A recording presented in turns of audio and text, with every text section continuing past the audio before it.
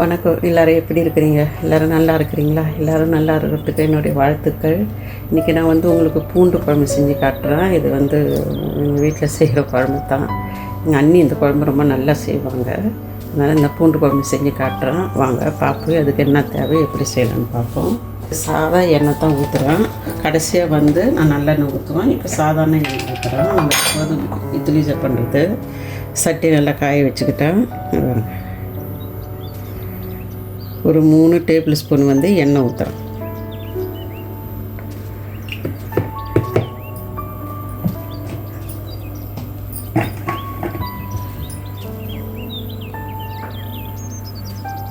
நல்ல எண்ணெய் ஊற்றுறேன். கடைசியாக ஊற்றுவோம் பாருங்க. இதுக்கு தேவையானது 2 வெங்காயம், மீடியம் சைஸு 2 வெங்காயம், ஒரு பெரிய பச்சை மிளகாய். இந்த ஒரு பச்சை மிளகாய் நீங்கள் போடணுன்னாக்கா ஒரு 3 பச்சை மிளகாய் போட்டுங்க. தேவையான அளவு கருவேப்பிலை, நல்லா இந்த அளவுக்கு பூண்டு, நல்லா ஒரு கை அளவுக்கு நான் பூண்டு வச்சுருப்பேன். பார்த்திங்கனாக்கா 2 முழு பூண்டு வச்சிங்கன்னா நல்ல இவ்வளோ பெரிய பூண்டு முழு பூண்டு. ஒரு எலுமிச்சைப்பழம், ஒரு சின்ன எலுமிச்சைப்பழம் அளவு புளி கரைச்சல் வச்சுருக்கிறேன். உப்பு போட்டு கரைச்சி வடிகட்டி வச்சுருக்கிறேன். தேவையான அளவு தக்காளி பழம், 2 தக்காளி பழம் பாருங்க, 2 தக்காளி பழம். அதுக்கு கொஞ்சோண்டு தக்காளி அந்த சோஸு ஊற்றணும். தக்காளி அரைச்சது இருக்குதுங்களா, அது கொஞ்சோண்டு ஊற்றுறோம்.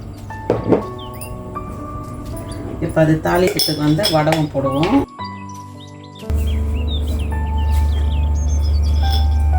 அரை டேபிள் ஸ்பூன் வடகம் போடுறோம்.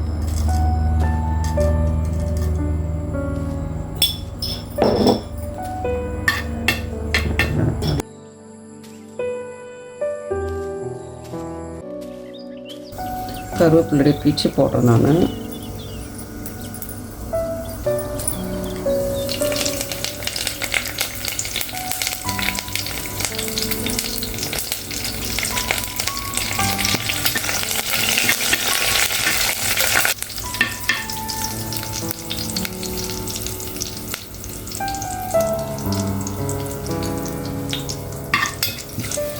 இப்போ பூண்டு போடுறேன்.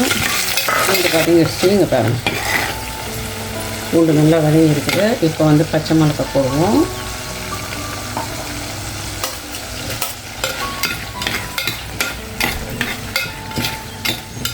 இப்போ 2 வெங்காயம் வைக்குங்களா, அதை போட்டுக்கிறேன். என்கிட்ட சின்ன வெங்காயம் இப்போ கிடையாது, அதனால் நான் சின்ன வெங்காயம் போடல. ஆனால் இதுக்கு சின்ன வெங்காயம் தான் போட்டு செய்யணும், அதுதான் நல்லாயிருக்கும். அப்படி இல்லைன்னா கூட சிவப்பு வெங்காயம் போட்டு செய்யணும்.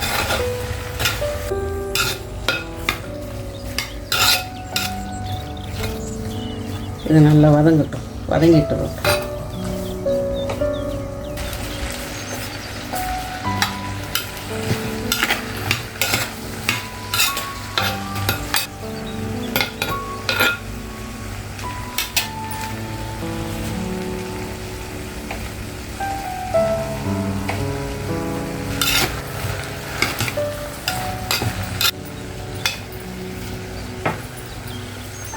இப்போ வெட்டி வச்சுக்கிற தக்காளி பழத்தை போடும். இதெல்லாம் வதங்கி பார்க்க நிறையா இருக்கிற மாதிரி இருக்கும். எல்லாம் வதங்கி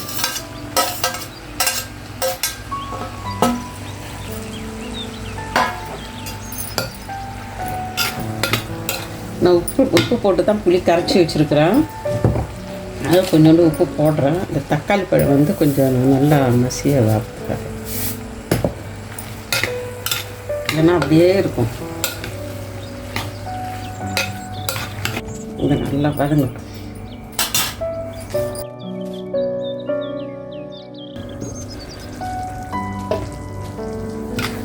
வதங்கிடுச்சு.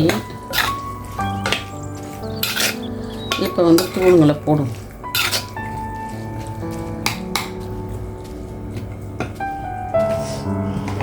கலந்த தூள் அது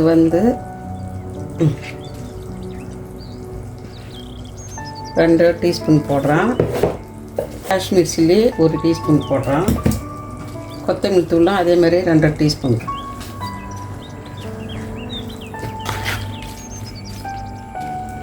இப்போ இந்த தக்காளி, அரைச்ச தக்காளி 1/2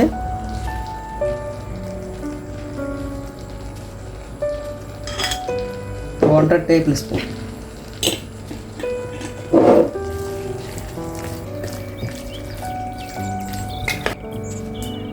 இப்போ நல்லா வதங்கும். அப்போ எந்த அளவு வதங்கிருக்காருன்னா பார்த்தீங்களங்க பாருங்க, எண்ணெய் மேலே வந்துருக்குது. அது சீக்கிரம் வதங்கும்.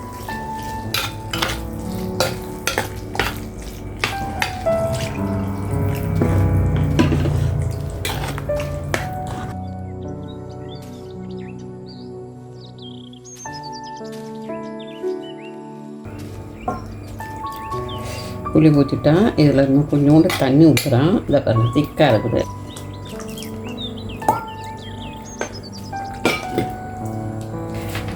இதை நல்லா கொதிக்கட்டும், 10 நிமிஷம் கொதிக்கட்டும். குழம்பு நல்லா தளன்னு கொதிக்கிட்டு.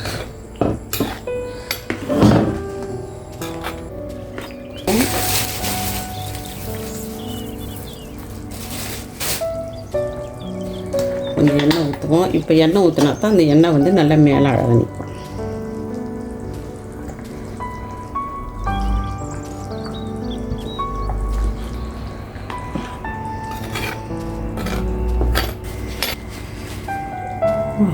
பாருங்கள், பூண்டு குழம்பு ரெடி ஆகிடுச்சு. உங்களுக்கு பிடிச்சிருக்குன்னு நினைக்கிறேன்.